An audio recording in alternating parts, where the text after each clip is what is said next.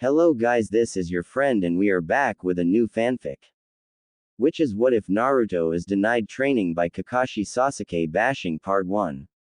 And if you enjoy this fanfic then please press the like button and subscribe to my channel for more fanfic like this. And now let's start the fanfic. This story begins a few hours after Shikamaru's match in the Chunin exam finals ended. While the audience waits for Kakashi and Sasuke to arrive. It all started with a jutsu, the implementation of a jutsu, and of course some prick getting special treatment because he's some big important bloodline survivor. The previous match of the first round in the tournament had ended almost 4 hours ago. Since then, everybody had been put on hold for the precious Uchiha. The blonde shinobi ground his teeth as he watched the spectators slowly thinning. Enough was enough. The Uchiha had been given special treatment for the last time if he could do anything about it. If the old man refused to settle this and move on with the rest of the matches, then Naruto would publicly prank him. Right here, right now, to give the spectators a good show. Heading up to the Hokage's stand, the single Kage Bunshin knew his job. Ask the old man to move on, and if denied, as the boss expected he would be. Then disperse. Not that big a prank, except for the massive amount of water he had drank after being created, which was still sloshing around in his belly. The plan was, he dispels and the water gets left behind to splash the Hokage. Vaguely, the Bunshin wondered if maybe learning that Freak Zabuza's water Bunshin would have been worth begging Kakashi-sensei for it. He knew the man had copied it, but then, he didn't seem all that interested in his other students. Finally at the cage box, the Bunshin nodded to the Chunin guards, "Hey, mind if I ask the Hokage-sama, about my teammate's match?" Looking at each other, the Chunin obviously considered turning him away. But of course, the fact he was on the same team as the boy they were all waiting on, made the final decision. He was let through. Having already heard his voice, both Kage were looking in his direction, as he entered the seating area reserved just for them. "Naruto, that was a good match you put on, I hope that your showing in the next round is as successful." "Thank you, Hokage-sama." The old man just raised an eyebrow as the exam participant gave a polite bow. "I would like to offer a minor excuse for my teammate. Our sensei is well known for his chronic lateness.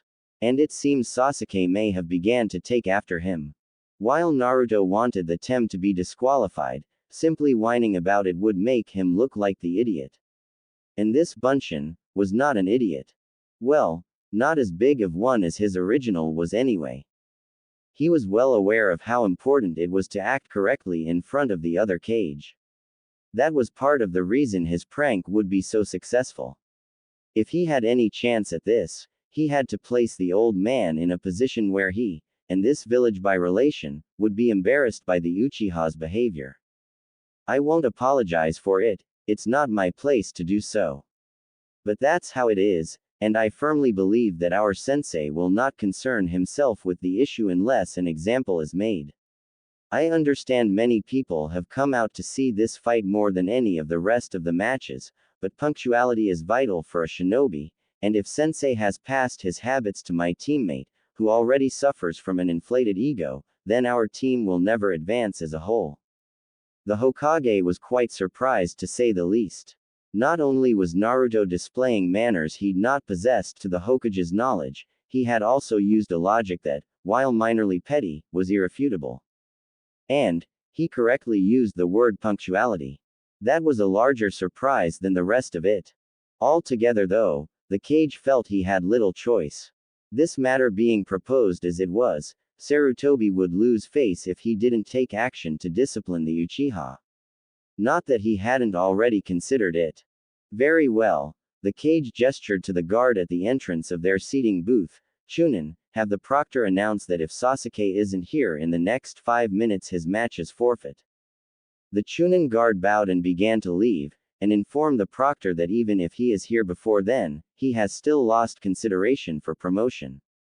This match will only be to evaluate his opponent. "Hi, it shall be as you command Hokage-sama," and with that, the Chunin vanished in a blur of motion, appearing in the arena next to the proctor. It worked. The Bunshin could barely contain his surprise. The old man had caved almost immediately. And he didn't even have to prank his adoptive grandfather. The excited chakra construct now only needed to head back and let the boss know. Making a bow, he began his exit. Then, the Kage spoke up. His voice was eerily familiar. Hokage Dono, if perhaps the Uchiha is disqualified, then maybe we could pit him against my Gaara once he has won the last of the matches. Okay, so the Bunshin never claimed his boss was that smart, and he probably shouldn't have been so insulted by that comment. Things might have turned out different if the orange-clad copy had just swallowed his pride and continued to leave. But he was still slightly unnerved by the voice, and furthermore, the creep had just counted out all of his friends as well as the boss. Forgive me, Kage-sama, I wouldn't wish to contradict you. However, you shouldn't underestimate the boss so easily. He's completely recovered from his match, and I think Gaara might have a harder time against him than you're expecting. The boss. The Hokage's eyebrow raised slightly, and the Kage's eyes widened sharply. Oops. He had slipped. The jig was up. He was a clone and he had just given that fact away. Your genin would send a simple clone to discuss such issues with you. The masked Kage chuckled. Smooth as ever, the old man had an answer. Of course, he certainly would. He is an expert at the jutsu, as he displayed earlier. The Hokage gave a grin.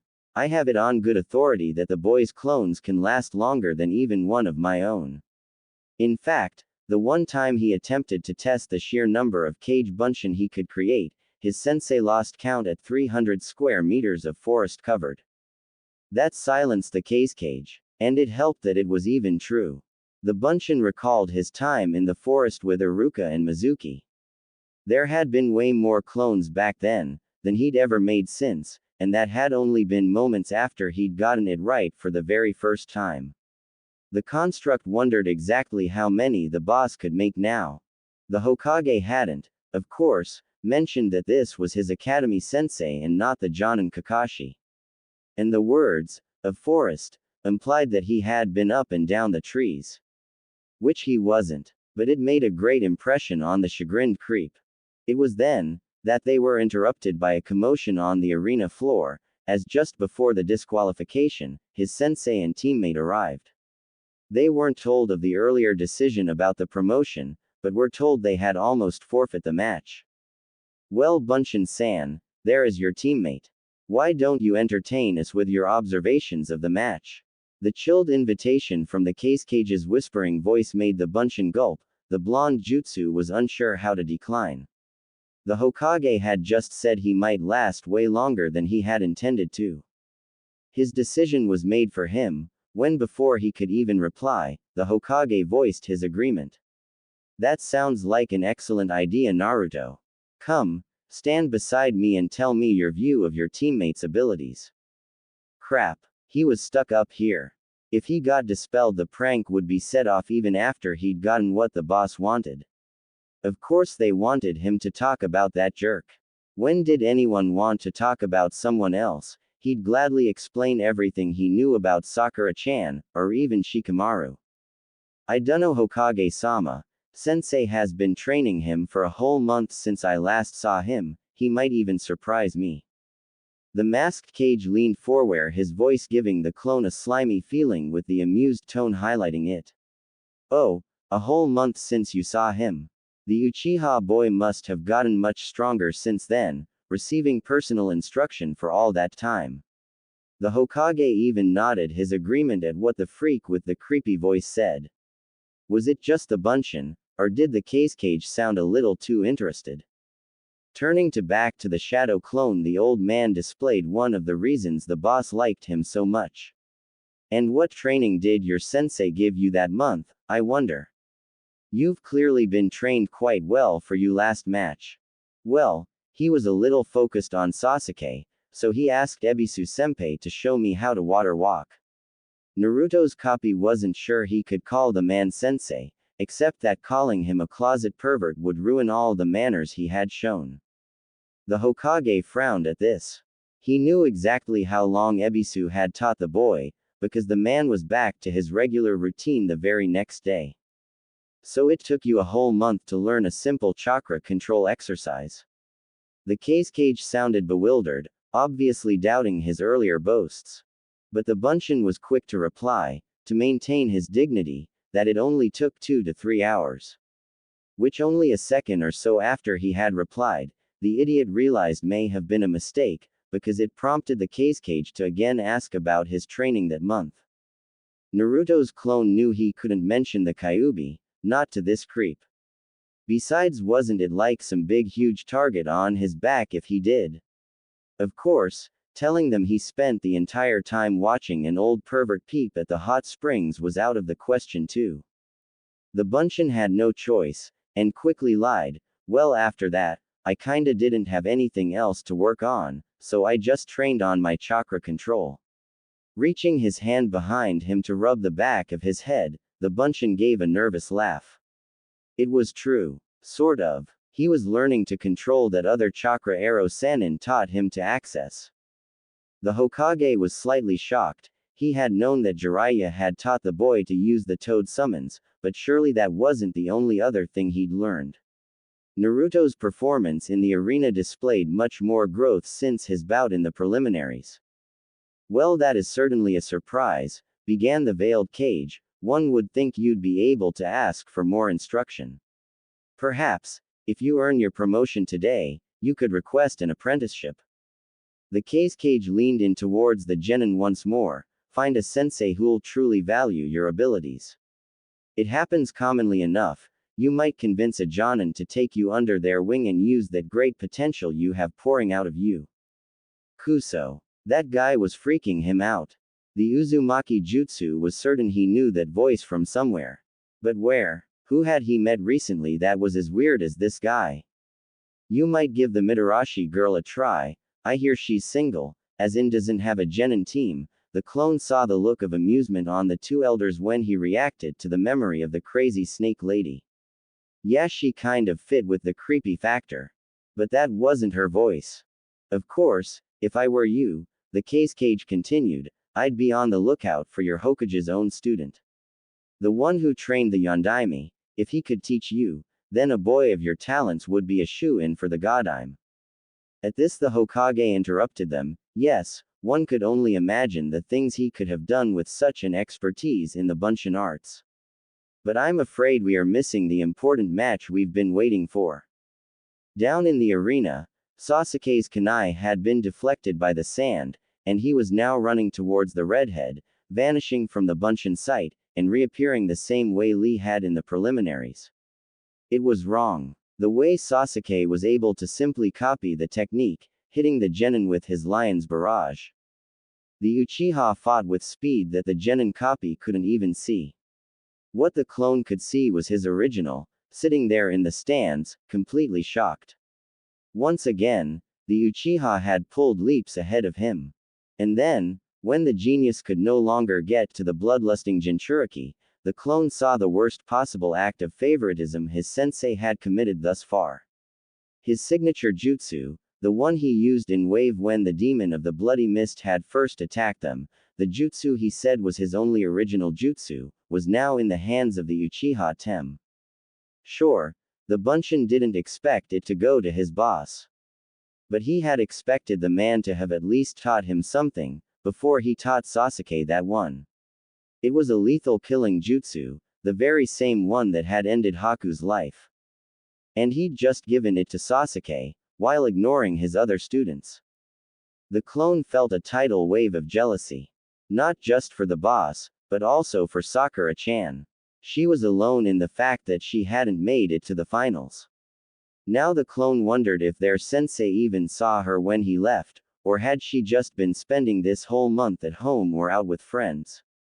A blood-curdling scream roused the clone from his inner turmoil. Sasuke's new jutsu landed and hurt Gaara.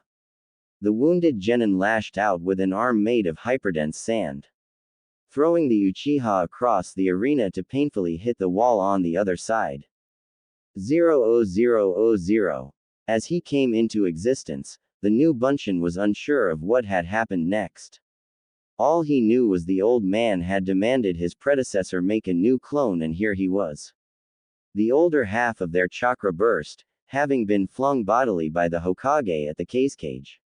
And with that, his once forgotten prank was issued to the robed figure, who was now soaking wet. Realizing his surroundings, the clone stepped between the two Kage. They had moved to the roof of the next building that had been behind them. Foo, with that laugh coming from the robes of the esteemed Kage, the Bunshin now knew whose voice that sounded like. The Hokage was already moving to fight, his robes had vanished and in their place was the armor of a seasoned warrior. Kage dono, we need not resort to such measures, any disagree? Hey old man, he's not the Kage at all. There was no time in battle to act all respectful and shit, that guy wasn't even the one he was putting on a show for. He's that snake freak genin that attacked Sasuke in the forest. The third flinched. That the genin, no, the Bunshin of a genin, had realized this before him. How long had the boy known? How many of those strange attempts at manners had been meant to tell him? The Sandaime reflected. The boy is right, sensei, that voice. Hiruzen was much too aware of just what was coming now. I really should confess, when I put the 5 elements seal on you boy, I never thought you would be able to overcome the unbalance it caused. The Hokage sucked back a gasp at the implications. The progress Naruto displayed while training completely on his own, was in spite of his chakra being unbalanced. The fake Kage continued to giggle as he tossed his robes aside. Yet you still managed to improve, even though your chakra was actively being disrupted. I am impressed. It makes me wonder if perhaps my choice in Sasuke-kun was premature. Again, someone chose Sasuke-tem over him. What a fucking surprise. Thinking back, the Bunshin could only guess that the seal the snake freak mentioned, was what beat him in the forest. Wait, didn't the pervert do something to make his chakra relax? Was he fixing that? With a growl, the Sandaime pulled the chakra construct behind him. Orochimaru, whatever your intentions towards the boy, you will not see them fulfilled. Today I correct the mistake I made when I let you leave. 0000. The original Naruto was not aware of his clone's situation, not even aware that the clone was still there. He knew the prank had not been needed, as a Chunin came from the cage booth to talk to the proctor. He just assumed the clone had gone somewhere safe to dispel. What he was aware of, was that his teammate, the one he had been so jealous of only moments ago, had been caught. During the match, he had been slammed against the arena wall. That had to hurt, and that was when Shika had woken him from the genjutsu that covered everything. Quickly reaching Sasuke, the orange-clad genin tried to help him up. He regretted that. The Uchiha had almost hit him when he got close. And so the 4 of them followed the injured Sand Genin out into the forest. They were just about to attack when Sasuke fell, clutching at his neck. Of course, that just happened to be when Gaara turned to attack them back. And when his ego-ness was about to dodge the redhead's sand claws, some freaky fire ink spread from his neck, around his face and down his arm. The great Uchiha genius fell right off the tree branch entirely, dropping like a sack of rice. Sakura-chan had tried to catch him, but the only result was that her arm had been broken by the sand claw as it knocked her out of the way and took hold the Uchiha. Challenging Gaara, the blonde Jinchuriki charged as much chakra as he could into his body. He was going to have to move fast. Then to his surprise, the claw holding Sasuke to the tree trunk split apart, leaving a grip on Sasuke, while the arm retracted back to the sand-covered genin. Clasping his hands together, Naruto swore he would be the one to protect everybody. He would save them all. And so the genin created his army of clones, getting a gasp from the chick who had brought Gaara out here. The Tanuki boy demon thing, then turned back to the Pinkett and laughed. When I have beaten you, I will feed both of your precious teammates to mother right in front of you. The sand had completely covered the genin now, leaving only his feet sticking out. With the wave of his sand fist, he launched a sand missile at Naruto's free teammate. She wasn't fast enough to get out of the way. It broke through the clones who tried to shield her. And the impact knocked her out of her perch where she landed awkwardly on her ankle, crying out when her leg gave a snap. Attacking the sand tanuki with all he had, the determined genin drew on another source of strength.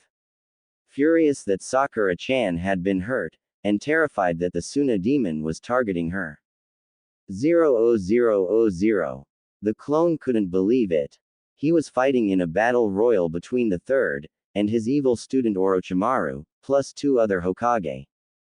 He had almost immediately been shoved aside to remain intact, but feeling his original pull on the Kyuubi's chakra helped make up his mind. The boss was out there fighting, he should be fighting too. While he was being completely ignored by all parties in the battle, he was safe. However, he wanted to help the old man, so he picked up the nearest piece of rubble and threw it at the evil Sannin. The Hokage barked a laugh as the shingle beamed the man's head while he was monologuing. The serpentine shinobi hadn't even realized the ceramic projectile had been thrown until it hit him. Well, that's what you get for ignoring a clone of the next Hokage, isn't it? The cage quickly pulled him out of the area, before it erupted into a churning pit of dust. Once they had a lead away from the others, the elder shinobi quickly showed him a few hand signs and told him that the new jutsu would multiply anything he threw. While it was possible, and more effective to only use one seal for the jutsu, the professor of ninjutsu had intentionally given the clone the full set of seals. This way the construct wouldn't need to try it more than a couple times to perform the jutsu with adequate results. He gave a demonstration of the jutsu by sending a single kunai the reanimated second Hokage, and with the jutsu it became dozens. It'll copy anything I throw. The clone didn't have any kunai with him, so he would need to throw junk from the battle. Yes, Naruto, anything. Now I don't know how much chakra you have left, but try to keep at least one of them distracted for me, would you? Hi. The Bunshin used the jutsu, slowly pulling trace amounts of the fox's chakra into him as he did so. One roof tile became 10 solid chunks of twisted ceramic, a chunk of stone from the broken roof became a dozen equally deformed chunks of rock. This new jutsu was almost exactly like his full clone jutsu. While it required less chakra, it also only needed to be solid to work, so the details were not as taxing as his shadow clone. Still, the Bunshin didn't start using real shinobi tools until he had tried the jutsu numerous times, and once he had it down, the kunai he managed to swipe from the battle became a volley of blades sent at the Sannin.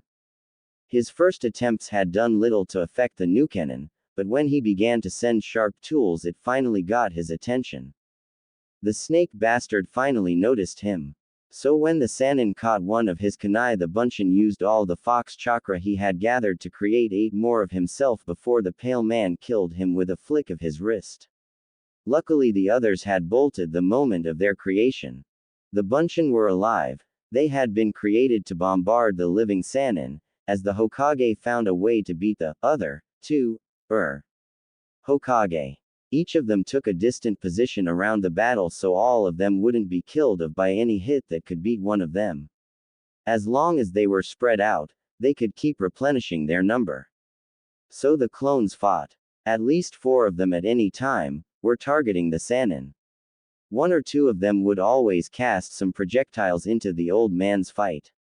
As the fight went on, one of their number had finally saved up enough fox chakra to make a new clone, who then attempted to break out. It didn't work. The wall seemed to be made of purple fire. Luckily, the old man looked like he was winning. He had beaten them back twice now. But the dead shinobi reformed from the dust and came at him again. Each time they did, the old man had to abandon the jutsu he was trying to do. Soon the third Hokage had them both reforming, and the old man went for a different jutsu. Quickly signing the hand seals that the clone knew so well, giving the blonde construct an idea. Hey old man, wait a second, I got an idea. He shouted, Nodding to another who jumped at the two reforming masses of earth crumbs, the buncheon split into four of himself, each one grabbing the reforming cage they were next to, and running with them straight into the wall of chakra fire. With the Hokage dust not fully reformed, it was easy to shove their remains into the wall. Especially when the two clone holding each mass of reforming jutsu were willing to burn with them. At that same time, the four targeting the Sannin opened up with all they had, which, after the several times he had used it, was only limited by the amount of chakra they put into the jutsu. While he had only been an annoyance with the few kunai and shingles he had been sending at the Sannin, when the clones started sending projectiles by the hundreds, the Sannin decided to end his interference. And the last clone, the one who had continued to pull on the fox's chakra, raced toward the hesitant village leader. The Hokage had almost expected what was to come from the genin's idea. Realizing what the boy intended to do, he decided to give the genin the chance he deserved. So much of the boy's life had already been squandered because of the poor judgments the elderly village leader had made. It was time for him to trust that Naruto could follow through on his boast. The Hokage allowed his arm to be taken and jumped when the boy finally took it. Grasping the outstretched arm of the waiting Hokage, and throwing him up in the air, the buncheon used the seals for Shadow Clone Projectile Jutsu, ending it with the seal of his own full cage buncheon jutsu instead of the final replication seal. It worked, creating a Shadow Hokage clone jutsu.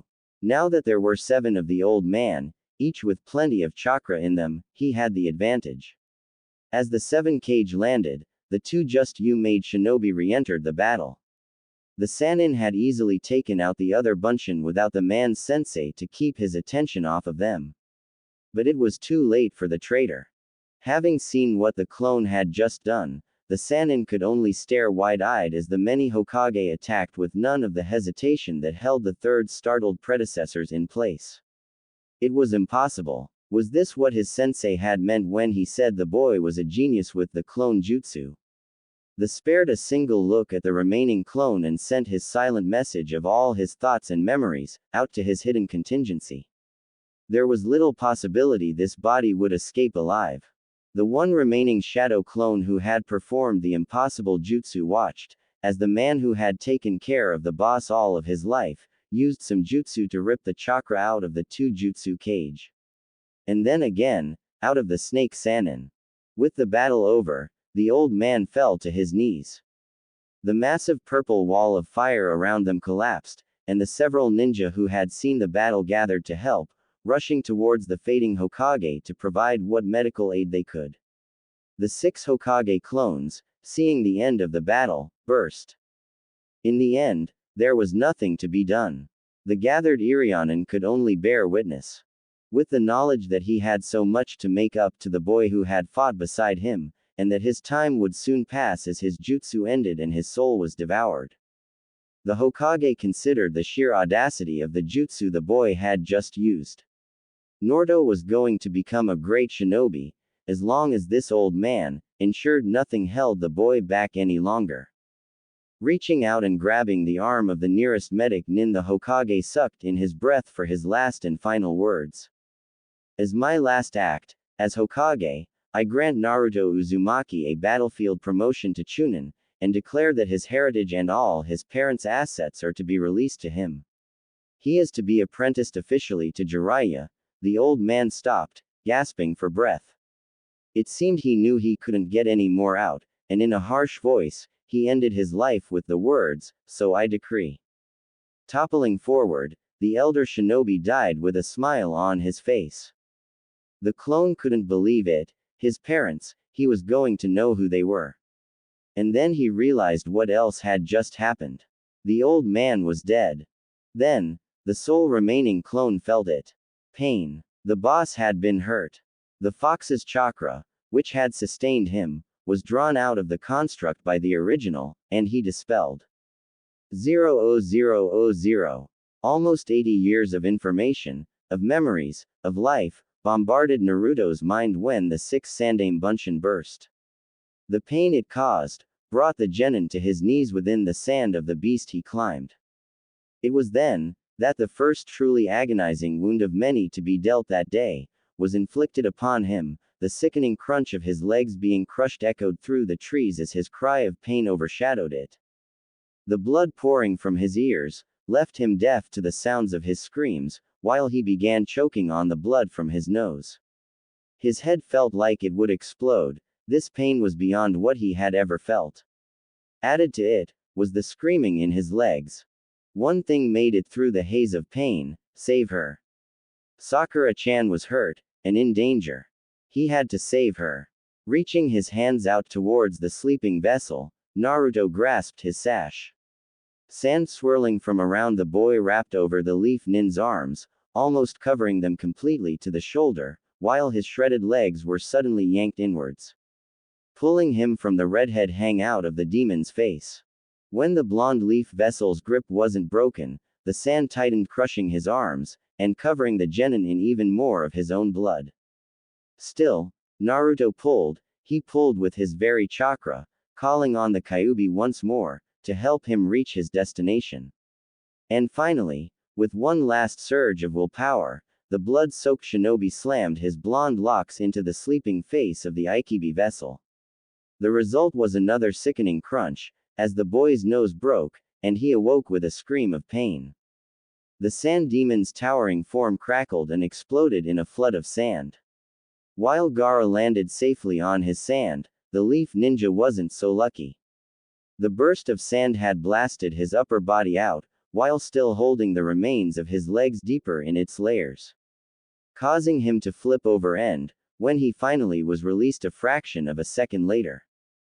With no limbs to guide or even cushion his fall, Naruto landed head first into the hard ground, his neck at a crooked angle. His head split, and from it dark red blood and other fluids gushed in fountains. Yet, the boy struggled, the rest of his body finally falling to the ground, leaving the genin face down. Slowly the bloody blonde head turned upwards. Reaching out with the Kyuubi's chakra, the crippled leaf nin pulled himself towards the terrified Tsunade Jinchuriki. The red arms of chakra resembled a liquid mist of blood, even more so with the amount pouring from the genin they dragged. A trail formed behind him, as he ever so gradually made his way in the Ikibi demon vessel's direction. The Pinkett nearly vomited at the sight of what could only be demonic blood reaching out and dragging a mangled corpse, with 4 torn, shredded and crushed limbs dangling behind it, as small strips of flesh tore completely off when they passed over rougher parts of the ground. What was he? Nothing could live after all that. As the sand fell away from the Uchiha, Sakura tried to catch him with her one good arm. He was awake at least. Seeing the horrific form of their teammate, Sasuke shoved his useless teammate out of the way and began to climb down from the tree, sprinting to intercept the enemy moving in the Dobi's direction.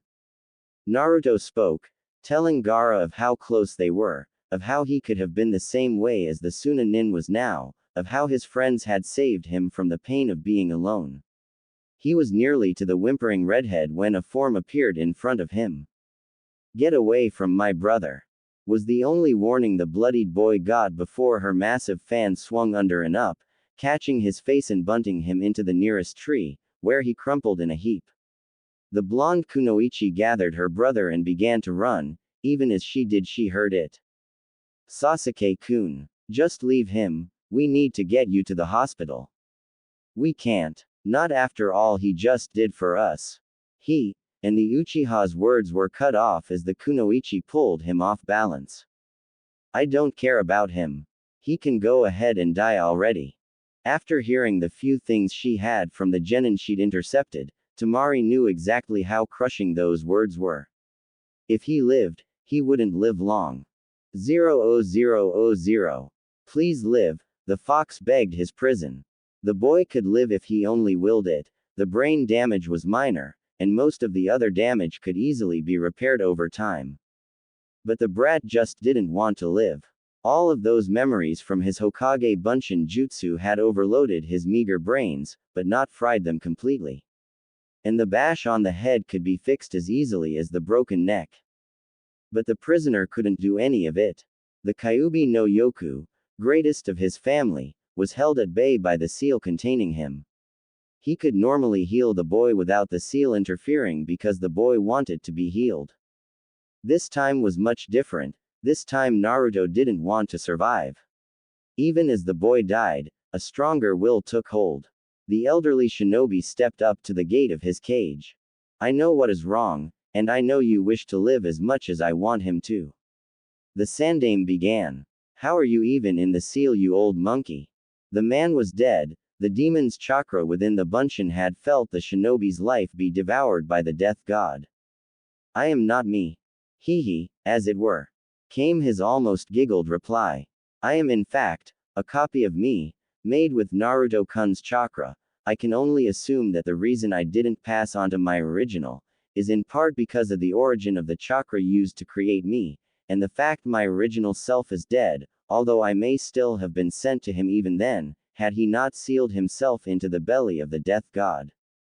Dimly, the collective will of the 6 Hokage Bunshin regretted dispelling. If he had lasted past his original body's demise, he may have been able to correct many of the things he was leaving unfinished. For those reasons, I believe my mind was carried with the rest of Naruto's chakra, back into him. As to why I am still self-aware and not simply a group of memories. It may be that his mind has suffered such a trauma, that it isn't capable of absorbing me as of yet. In truth, the Hokage's will knew that his time was limited, and while he could, he wanted to improve the boy's chances, so he had already begun sorting his own memories. A quick experiment with the Uchiha disaster had already proven to him that he was capable of erasing the memories he was formed out of. We need to act quickly. So long as I will it, your chakra can be moved from the seal, just as if it were Naruto willing it. But, I doubt very much that I will remain after the damage is repaired. So our first priority is to erase all traces of his desire to die. Then, once his will to live is restored, it will be up to you to repair his physical body. During that time, I must ensure, with the remaining moments of my awareness, that he is not burdened by the worst of my nightmares. And so, the 3rd Hokage, and the 9-tailed demon fox, worked hand in hand. And our hero was reborn. Note: course of diversion from canon. Naruto gets the Hokage to disqualify Sasuke if he's not there. Kakashi brings him there just in time, earlier than in canon. Sasuke hadn't saved up that extra hour's worth of chakra for him to make the Chidori a second time. When he used it, his hand was stuck in the sand, and unlike in canon he couldn't use it again to escape. He was thrown into the wall. His resulting pain caused the cursed seal to spread faster. Trying to fight the further spread seal as he did in canon, made Sasuke fall off the tree branch. Because he was falling, Sasuke was caught in Gaara's claws instead of Sakura. Gaara targeted Sakura to make Naruto angry. Naruto received the memories from his clones causing major brain damage. His resulting pause allowed Gaara's sand to grab him, leading to his arms and legs being crushed in turn. Having no usable limbs, Naruto drew out more of the fox chakra. Sakura, seeing the demonic arms drag Naruto's mangled corpse, led her to telling Sasuke to just let him die. Orochimaru was devoured by the death god. He still exists because of the copies he placed in Anko and Sasuke's Heaven's Curse seal. Naruto's 3rd Hokage clones only gave him the memories because the 3rd was dead and seal into the death god.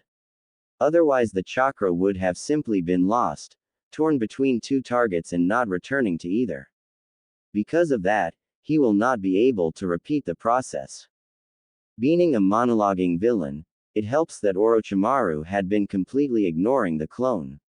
He hadn't even realized that the clone was even willing to fight. Naruto learning the Shadow Clone Projectile Jutsu. Naruto learned the Shadow Clone Jutsu in only a few hours, right? And I'm going to assume that making a full human body with mind and shape and movable features is much more complex than a kunai or shingle. And after learning that and using it for months, Naruto also learned to tree and water walk, as well as learning to channel and direct the Kyuubi's chakra, increasing his chakra control exponentially. After that, I would assume it would only take 1 or 2 tries for any shinobi. Things Naruto won't remember. The end of the battles that just took place. The Uchiha plot. Anything concerning Sakura, from before his memories are restored. The private times between the third and his wife. The worst and bloodiest scenes in the war. And anything before the third made Chunin, because that was just too long ago. Naruto won't even be able to remember the actual promotion, he just knows that all his memories are from Chunin and up. It will be a few chapters before I reach the part where Tenten's ulterior motive challenge comes in. Today was a sad day. The entire village mourned. Their Hokage, the third face on the mountain, had died. And today, they held a service for him alone. Tomorrow would be full of services for the other shinobi who had been lost. But today was meant for him. Naruto was unlike the other shinobi who were out there mourning. He didn't feel sad, he wasn't upset. He didn't miss the man. In fact, Naruto had no idea who the Sandaime even was. Actually, he only knew his own name because someone had told him. The boy was so worried about him. He had actually stayed in his room with him before he woke up. Konohamaru claimed to be his little brother. And when Naruto had no idea who the kid was, the poor child was heartbroken. The nurse who had been there when he woke up immediately called their uncle in to take his brother somewhere else. Naruto didn't recognize the man either. There was a faint glimmer of pity in his face, but mostly he was mourning like the rest of them. Naruto was left there most of the day, not receiving any visitors that he could remember. The empty-minded child could only lay in his bed and wonder about his arms and legs.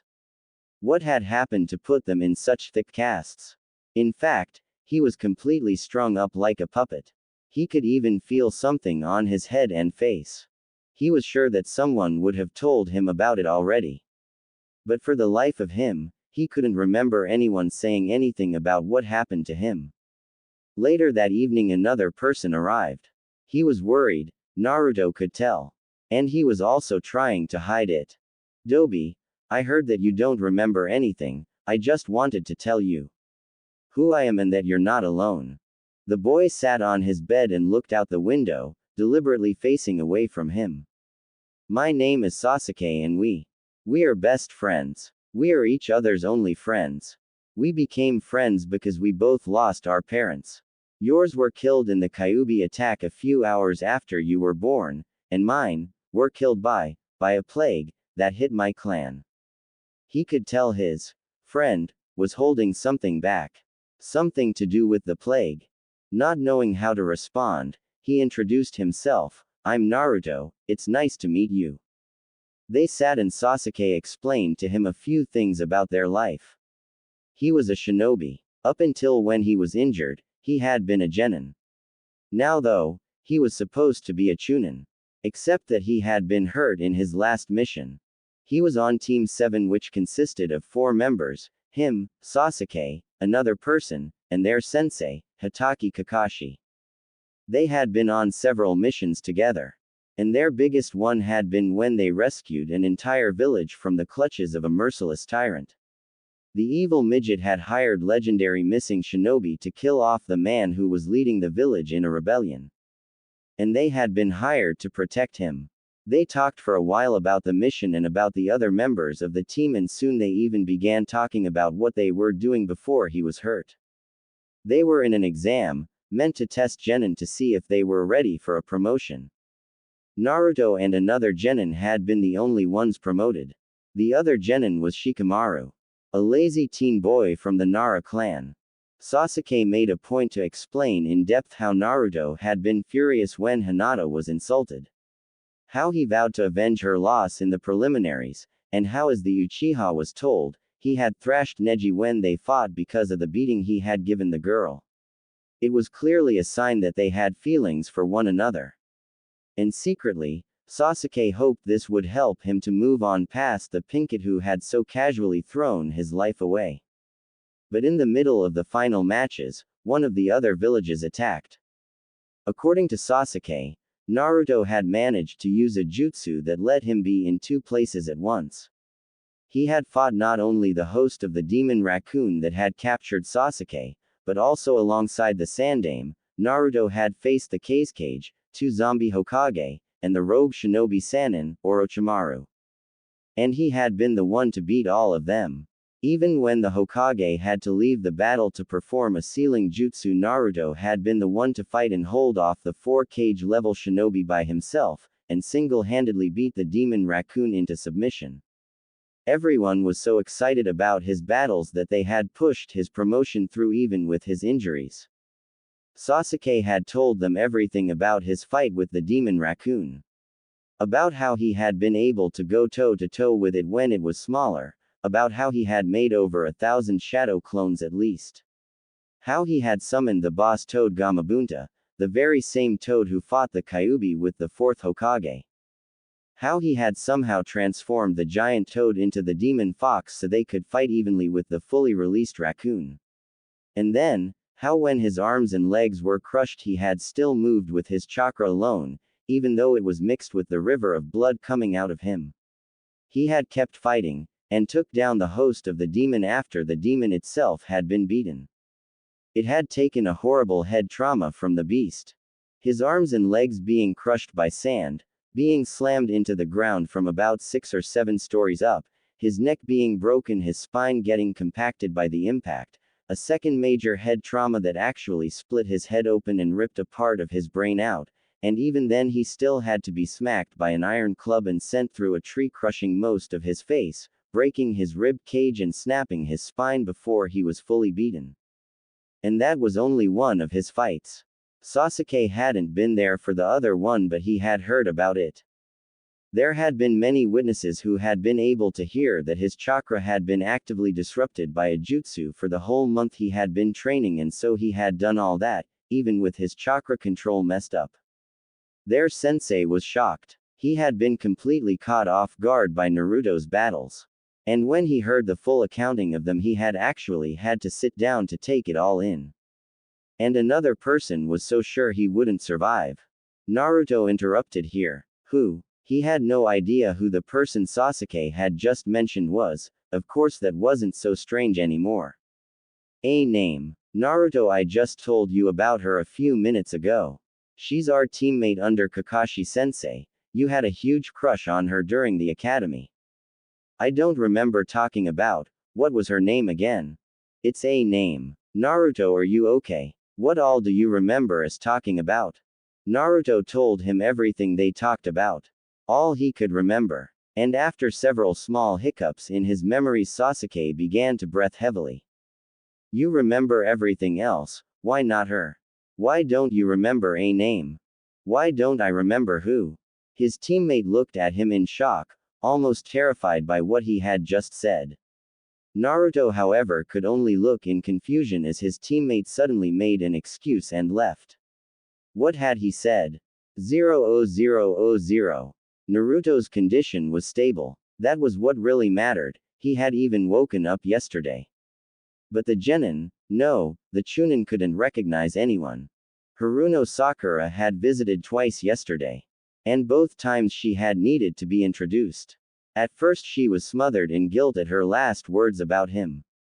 The image of his broken body being dragged by demonic arms made from his own blood was a sight that left her unable to sleep since the battle. The nightmares of seeing his flesh falling off as he slowly pulled away right in front of her would probably always haunt her. Then she felt smothered in pity for the boy, at the damage he had taken. And in confusion soon after her first visit. When she came back carrying the ramen she promised they could eat together, Naruto had no idea who she was. He didn't even remember her explaining to him about his favorite food. He had no idea what ramen was. She quickly spoke to the nurse about it, and Naruto recognized the woman right off the bat. She wasn't sure what to feel about that. She refused to accept the small bud of jealousy about the other woman being recognized while she was forgotten. Even inner Sakura was a little irritated at it. Although inner Sakura also cheered that at least now the little monster kid wouldn't be pestering them anymore. Eventually she had began to study. It was a little difficult with her arm in a sling, but she had resolve. Her slight limp from the fractured shin didn't bother her when she was sitting at a desk reading anyway. Trying to find out how he could remember one person and still forget all about another. She had even asked to study the memory maps the Yamanaka clan made. Inner Sakura mused that having her entire clan dedicated to aspects of the mind in one form or another, made Sakura's friend a very useful resource. They had all kinds of information she was able to study, but it didn't seem to help her find anything concrete. There simply wasn't any explanation that didn't involve someone actively filtering his mind from within it. On the bright side, both her and Inner Sakura could agree, at least Naruto didn't remember her trying to leave him for dead. She wasn't sure if Sasuke was going to share that fact with anyone, but she knew that if her sensei ever found out she'd be completely screwed. With all of his speeches about never abandoning your comrades he had given, the fact that she had been attempting to do just that would infuriate him. 0000. Sasuke sat on the edge of the bridge where Team 7 would often meet up for missions. His legs hung over the side. He leaned his back against the rail. The Uchiha was alone in his thoughts, as he waited for his mind to accept what had happened to his best friend. What Naruto had been willing to go through to save him and Sakura. How far Naruto had come since their entry into the exam. And farther still, since they graduated and became a team. Naruto continued to improve, and grow. He had somehow learned an A-rank cloning jutsu, which Sasuke had learned required more chakra than the Uchiha could currently produce. The Dobi had matched him step for step when learning the tree climbing skill. The idiot had even beaten their opponent on the bridge, while Sasuke couldn't touch the kid even with his Sharingan unlocked. At each turn in their training Naruto had slowly pulled forward while he had stagnated. And then the Chunin exams came. Sasuke had been shocked to learn how Naruto had fared, but his true enlightenment came when he learned that Naruto's chakra had been disrupted the entire time. It was the seal that Orochimaru had placed on his teammate in the forest. Sasuke had seen him place it right on the genin's navel. And when the village elders asked him about it, he had been able to confirm that the snake Sannin had indeed put a seal on Naruto. And then he was asked a question that made him sick. Why hadn't he mentioned it before? He assumed that they would find it when they gave Naruto his medical at the end of the preliminary matches. His own seal had been identified immediately by their sensei. Not that he was the only one who had seen it happen. But Sasuke was less confident in his other teammates' concern for Naruto these days. After he was released from the debriefing, Sasuke asked around and found out that Naruto hadn't even gone for a checkup after the preliminaries were over. In fact, they had no records of him at all. It's not like he could have forgotten it, could he? Who forgets having such a huge seal put on them? But Naruto was never checked out. And because he hadn't said anything, Naruto had been handicapped by the seal. And still, he had trained with the seal disrupting his chakra for a month. Naruto had managed to beat Neji, even with his chakra the disruption. He had not just lasted against him, but had won an undisputed victory against the Hyuga genius. And more, Naruto had beaten the Uchiha's own opponent, Gaara. Going so far as to summon a boss-level toad to fight the Ikibi demon inside the redhead. In only a month, the orange-clad genin had passed Sasuke at almost every point. Earning his promotion hands down. And he had done it with his chakra disrupted. According to the Jonin who had been stationed next to the Hokage, the only thing Naruto was taught over the month a simple chakra control exercise, water walking. A more advanced form of the same skill that allowed him to run up the wall in the arena. It wouldn't have accounted for the sheer growth that Naruto had shown fighting against Gaara. How had the Dobi climbed so much higher on a single chakra control exercise? Sasuke was almost willing to flat out ask the boy, but he wouldn't be able to help. He had lost his memories. He had forgotten everyone he knew, forgotten the village, his past, the Hokage, and even his crush on her. That was only the mental damage he had suffered. The image of the torn and bloody genin dragging himself by his blood-soaked chakra was burned forever in the Uchiha's mind. Naruto had done that, gone through that to save Sasuke, to save her. Naruto had forced himself to fight at a level of damage that Sasuke couldn't even think of without hurting. For them, he had been willing to die to save them, to free Sasuke from the grip of the crushing sand that held him to the tree. No one had ever gone that far for him. The genin was drowning in guilt at the damage his teammate had taken. And to the Avengers' own dismay, he also felt joy. Naruto cared. Really cared. It wasn't some rivalry thing or even simply doing his duty. No, to go that far for someone meant love. No matter how Sasuke chose to deny it or ignore it, Naruto had become his closest, most precious person. Even before the exam they had gotten closer. But now, Sasuke hadn't felt like this since his brother was a good person. Naruto was almost like having a brand new brother.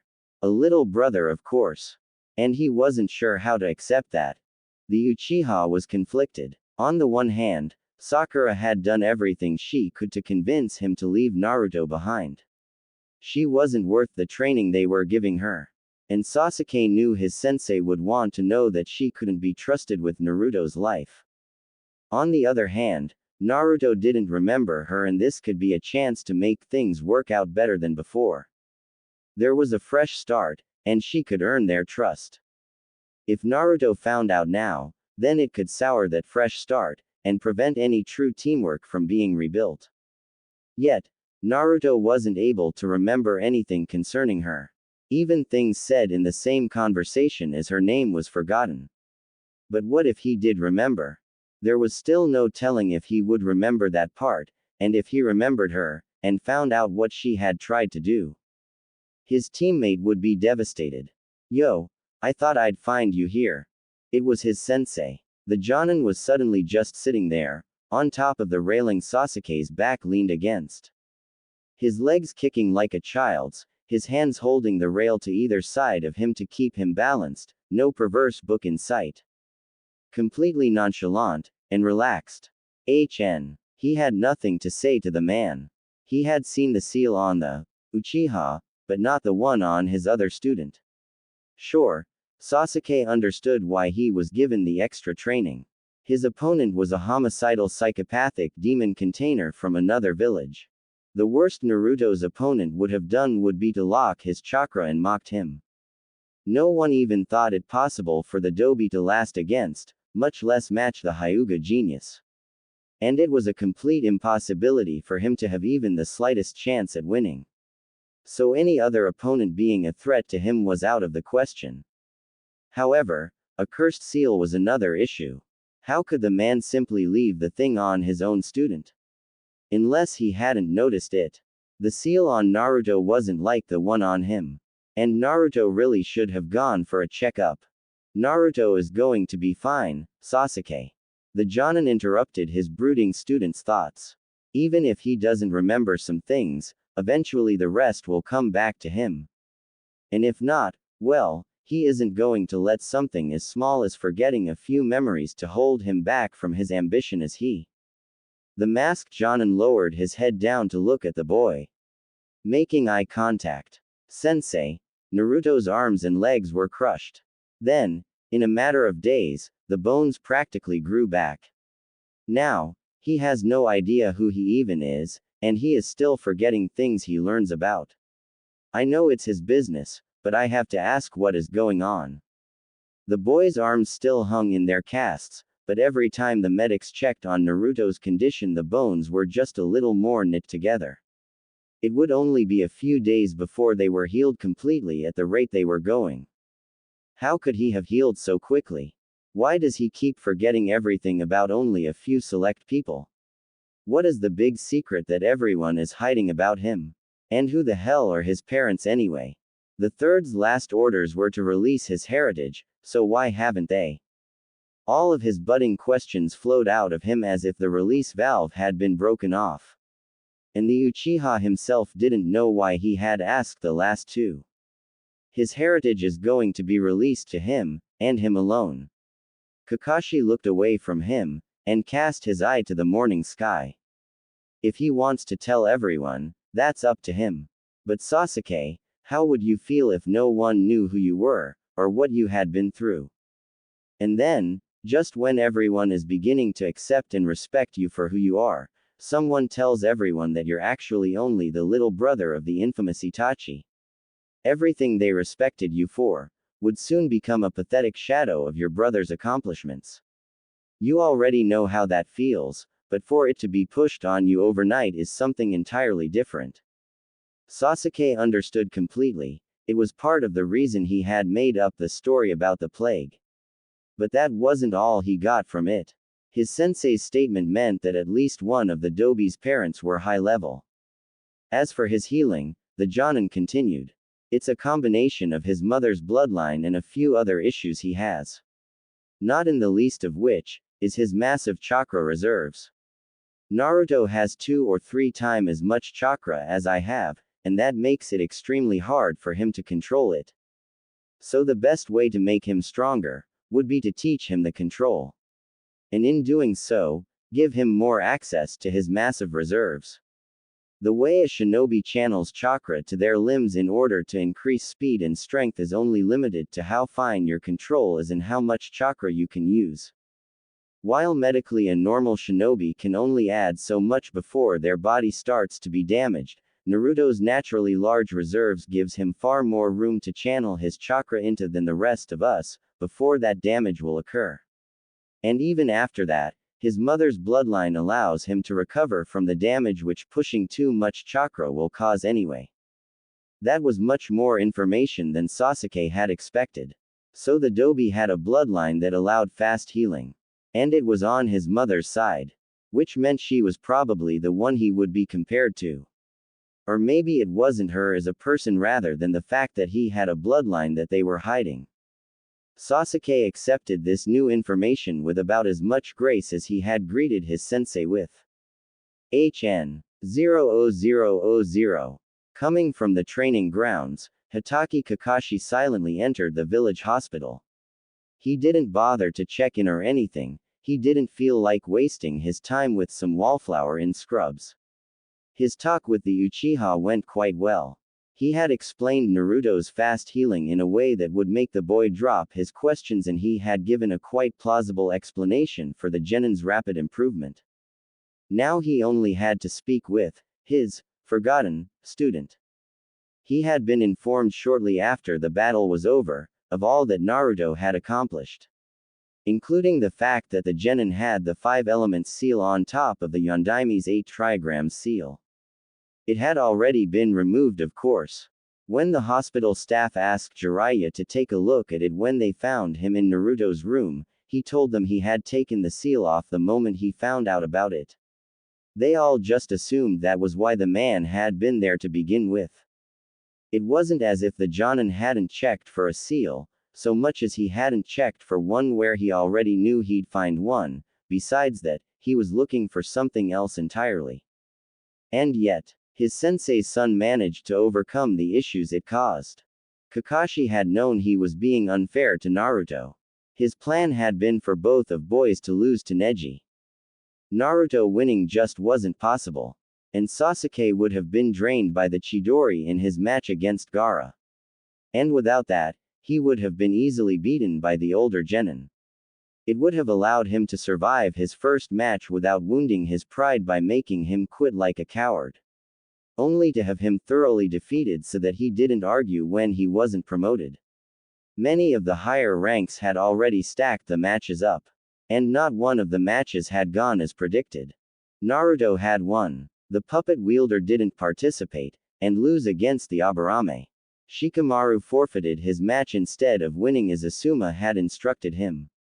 The Sandaime had sent his Chunin to contact him an hour earlier than they had discussed. And the pre-planned encore of the Uchiha fight was interrupted.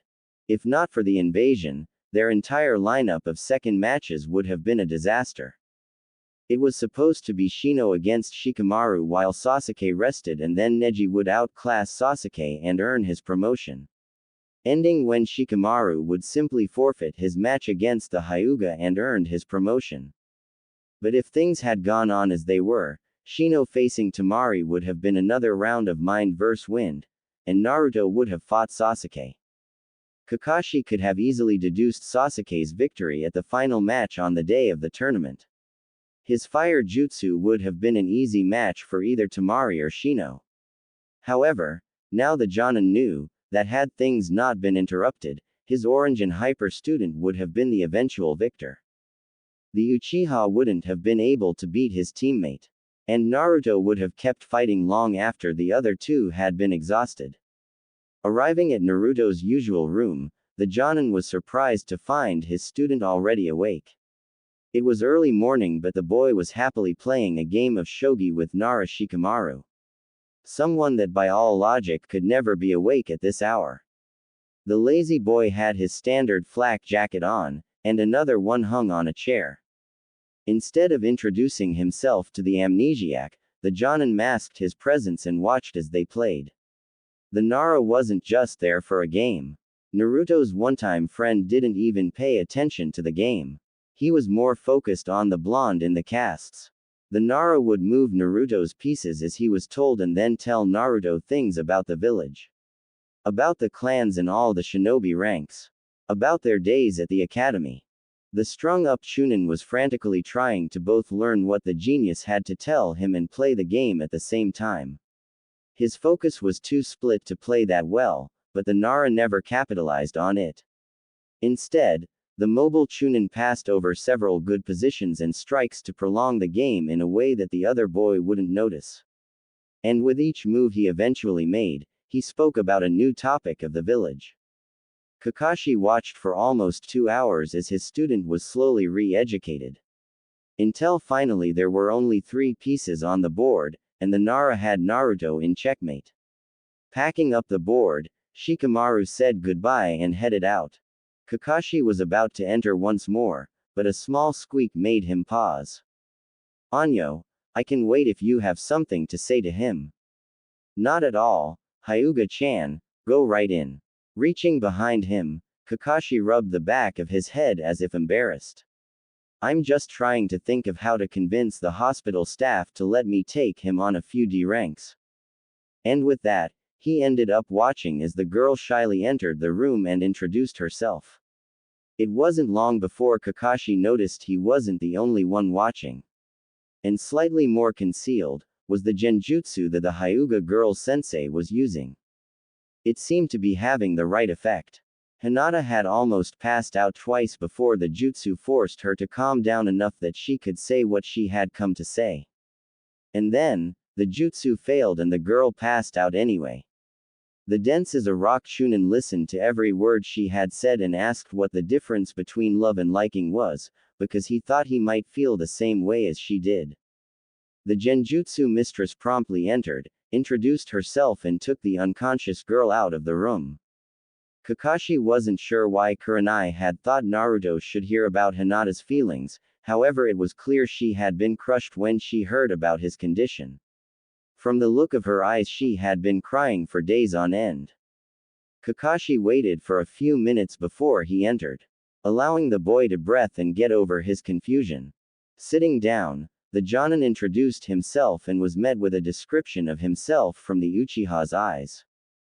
Exactly what did that stuck-up little prick think he was doing, telling Naruto that Kakashi spent all morning masturbating instead of teaching them. His love of the Ika Ika series was not about that. It was about making other people feel awkward. Correcting that issue and telling the hyper-blonde a few other things, the Jonin moved on to the blonde's question about love and explained exactly what it meant and how Hinata felt. He was careful not to mention the girl Naruto kept forgetting. He didn't want to explain this to Naruto again. And when he finished, his student was quiet. Thoughtful. It was clear he enjoyed the idea that a girl would value him so much that she thinks of him before anyone else. And it only took a little bit of smooth talking to subliminally suggest that Naruto may have felt that same way about her. Keeping his hints as subtle as he could, the Jonin carefully avoided anything that may tip the boy off to his little manipulation. If all went well, then should Naruto ever regain his memories, then he wouldn't be able to recognize what Kakashi had done. The dim genin would assume it was his own misunderstanding that led him to the wrong conclusion, and by that time he should already be so in love with the girl that his memories of his feelings for his teammate couldn't change anything. The fact that Naruto already knew that Hinata was the girl he had fought the Hyuga genius to avenge, did wonders to help him come to the desired conclusion even before Kakashi had explained love to him. Score that up to 2 points for the little Uchiha prick. With his own hints added on, the Jonin doubted very much that Naruto would miss out on his only real chance to find love. It wasn't like it was hard to see which of the two girls would be better for him and the team in the long run. His current crush wanted nothing to do with him, and it wasn't likely to work out if they didn't find a way to prevent him from forgetting anything even relating to her. A brief smile flashed beneath his mask as the Jonin thought for an instant, what would happen if Naruto tried running in a forest of Sakura trees? Would he forget they were there and smack right into them? The momentary humor passed and Kakashi returned to considering his student. Hinata actually liked him. Sakura hit him at every chance. Hinata could see the demon's chakra and still liked him. Sakura had done something to make him forget her very existence. Hinata would help him to grow stronger and increase his chakra control. Sakura was pathetic on her own. Not that Kakashi intended to let her stay that way. He had at one point thought that she would wake up to the real world, but after he had been so wrong about Naruto, he was going to break her starving body until she either shaped up, or dropped out. Soon, it was time for Naruto to be fed and bathed by a nurse, so Kakashi offered to eat lunch with him later and said his goodbyes. 0000. The village council was at a loss as to what to do. Only the Sanin's presence kept them from ignoring the third's final decree. They had promoted Naruto to Chunin without hesitation or even reluctance. His jutsu was now an SSS ranked kinjutsu, and they simply couldn't have a genin who knew one of those. And then he woke up, revealing that he had lost his memories and the promotion was unnecessary. However, his heritage was going to be the main problem for the foreseeable future. For one, most of them had no idea what the late Hokage had been speaking about. For another, in order to release his heritage they had to have 3 major clan heads and the Anbu commander witness, because the file was considered an SS rank secret. Which was the only thing the Anbu commander could tell them about it. There were several others who apparently knew, but they all agreed not to share until it was officially released.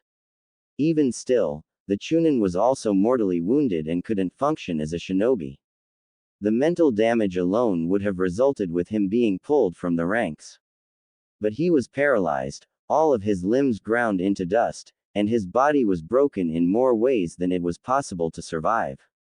And to top it off, while they could have the acting council process the decree and order the Anbu commander to disclose the file so they could release it, this was the demon child they were talking about. It would take a 3/4 vote to release an A rank or higher document without the Hokage there to make it happen. And they would be lucky to even get a majority. What they needed was a new Hokage. Not that they didn't need one anyway. But the Sanin had exerted a certain amount of pressure on them to finish up with their politics and get the job done. When they simply couldn't, the towering shinobi declared in no uncertain terms that it would happen. And to make it easy, the Sanin issued a single order. Nothing is decided until I return with Tsunade. She will make a fine Hokage and she can also heal the Gaki. I think though, it would be for the best to bring him along. It would probably be better to get him healed before asking her to take the job. But he isn't cleared for missions, he is still wounded. The whining elders would complain about being whipped with a golden lash, as far as the Toad Hermit was concerned. Yes, and that's why I'm taking him to her. She will fix him. The sage put as much sarcasm and condescension in his voice as he could. And when she is done we will discuss her new job. That way, even if she refuses to become the Hokage, he still gets fixed. Their natural response was to argue some more. They argued that the hermit wouldn't be able to care for the boy properly while he was busy looking for the medical legend. And the sage had to admit they had a point. But who said he had to be the one doing it? I'll just have to take that kunoichi from his team with me to take care of him. The Sannin remembered that the boy liked the pinkett from the time he had prepared him for his life or death training method. Besides, maybe it would help his memories come back if they were of fond little fantasies. Reluctantly they agreed. Her scores did show that she would make a competent medic. After having her brushed up on his daily care and needs, they would be able to set out. Note: Naruto lost all his memories for the time being, but Tsunade will unlock them. Meanwhile, Naruto seems unable to even form any new memories of Sakura. He can remember everything else he is told, just not her, or anything that she is involved with. Sasuke's visit. Sasuke had felt that everyone who cared about him was gone, killed by Itachi, and that people who did care about him now, only cared about his name. He also thought that Naruto's actions were out of his own need for attention. To see Naruto as damaged as he was, still trying to protect him, finally got the message through. Sasuke now knows that they are friends. And Naruto is the only person he truly thinks of as such. Sasuke didn't want Naruto to define him by his vengeance as he once had, so he told him the story about the plague. Sasuke's stories of Naruto. Sasuke didn't get to see any of Naruto's matches himself, so he could only go off of what he heard. At that point in time, most of the rumors were inflated even when stripped down to the facts. Hinata's confession. The reason that I had Hinata confess to Naruto is much like how after a death, people will say the things they never got to the grave for closure. Yes, she knows it's not the same person, but she never got to tell him, and it's damaging her mental state. This will be elaborated on when Hinata gets a POV scene. This won't be a Naruhina, per challenge, I'm making it a Naruten, however this does set up for eventual rivalry between Hinata and Tenten. Things Naruto won't remember. The end of the 2 battles he was just in. The Uchiha plot. Anything concerning Sakura, past, present or future, at least until he meets Tsunade. The private times between the third and his wife. The worst and bloodiest scenes in the war. And anything before the third made Chunin, because that was just too long ago. Naruto won't even be able to remember the actual promotion, he just knows that all his memories are from Chunin and up. Nervous. Yeah, she had blown way past nervous, when the man had introduced himself. Haruno Sakura sat across from one of the legendary 3 shinobi. He was tall, but not towering. His white mane was spiked and wild, but not unkempt. It shined with an obvious care and grooming that would have made Ino proud. Not that Ino would have been able to do more than sit and ogle at him either. The Sannin smiled wider as she was unable to process his question. His charming face highlighted by the red tear line marks of his clan. Each stripe started at the center of his bottom eyelid, and continued down to his stubbled jawline. Answer him, you idiot, voiced her inner self. Shaking her mind out of shock, the pinkett realized the Sannin had asked if she wanted to help him with an A- ranked mission. What are the mission details? Sannin or not, she wasn't sure she was ready for an A rank. It's pretty straightforward really. You just have to take care of your teammate while I deliver him to mine for medical treatment. She had no doubts about which teammates the man was mentioning. Naruto was the only one of them that needed the medical treatment, and Orochimaru had just led an attack on the village ending with his death. Which meant that the Sannin was going to bring the Baka to see the legendary Tsunade. There was no way she would miss out on that. She agreed with vigor and joy. With her confirmed agreement, the Sannin gave her a writ of service requiring her to attend a medical training course for the next week or more depending on evaluation. It consisted of 3 pages. The first was the actual service writ, the second was a separate list of suggested materials for her to purchase. Finally, the third was a document stating that all materials listed on the previous page were covered by the village treasury. Each of these pages were signed and sealed by the entire village council. The entire back of each page had been reserved for signatures. The Sannin never did things halfway, did they? This was exactly what she needed. All of her reading into the human mind had come up with quite a few things about why her injured teammate couldn't form any memories about her. She had even found a few things that related to her own mind she wanted to expand on. But until she could either use Ino's jutsu or decent medical jutsu, she couldn't test any of it. Of course, that was all a moot point if they went to see the medical legend. Inner Sakura was even more excited than she was, screaming in her mind that Ino and every other girl she knew were going to be so jealous of her. Maybe the woman would even be able to tell her how to make Sasuke-kun fall in love with her. Her mind was made up. Once the Sannin had dismissed her from the dining table, having paid for her food himself, Sakura headed straight home. Even though her arm was in a sling and her ankle was fractured, she refused to let anything get in the way. So swapping her sling for medical tape and combat bandages, the kunoichi adjusted her leg brace and set out to gather her medical supplies. She had quite a few of them once the hospital staff finished making suggestions. She eventually wound up learning to operate sealing scrolls from the owner of one of the shops she had visited, just so she'd be able to carry them all. Once she finished her shopping, all of the materials were packed neatly away as recommended by the medical staff coordinator. On each outer thigh, Sakura had 3 sealing scrolls full of supplies. Her left, being her dominant side, had actual materials such as raw herbs and other medical solutions from one scroll. A full field kit of any tool or implement she would ever be able to operate outside of the hospital in the next. And the third scroll stored the combat supplies, such as poisons, throwing needles and combustible solutions. Her right side was more of a storage depot. It held things like blankets, full sterile water canteens, bandages, braces, splints and other such items in 2 of the scrolls. The final sealing scroll held her various texts, notes and journals of study. Not only did she have the texts that the medics recommended, she still had her research into the mind which she had began when she first realized that Naruto couldn't remember her.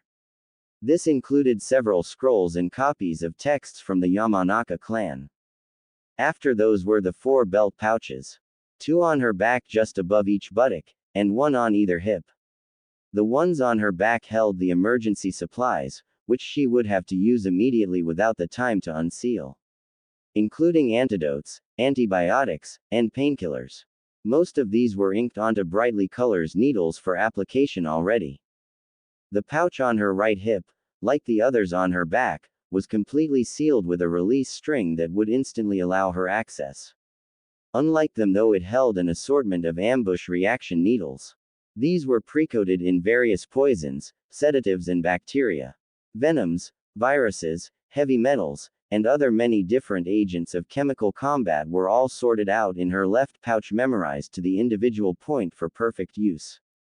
The one on her left was her standard weapons pouch, with contents such as kunai, shuriken, wire and rations and the like. On each wrist she was recommended to wear a needle cuff seal, which could store up to 30 untainted needles. However, she placed both wristbands on her right arm where they blended in perfectly with the combat tape that extended from the top of her bicep to her wrist and wrapped around her palm, leaving only her thumb, knuckles and fingers uncovered. Examining herself in a shop window, Sakura realized how different she looked. Her hair had been cut short during the second stage of the Chunin exam, and her normal black shorts had been replaced with a long pair of black leggings that ended just under her knees, permitting the scroll straps to attach without discomfort. Her single weapons pouch now displaced by the other 3. And her face. It wasn't the happy person she knew. She had seen her sensei ripped to pieces on her first real mission. Her crush had been dead in her arms, or so she had thought.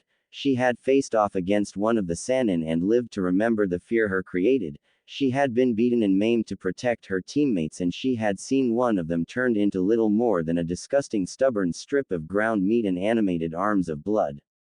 The bags under her eyes betrayed her sleepless nights filled with terror at the sights that haunted her. The creases of her brow and mouth told of her newly soured personality. How long had it been since she had smiled when no one was there to see her?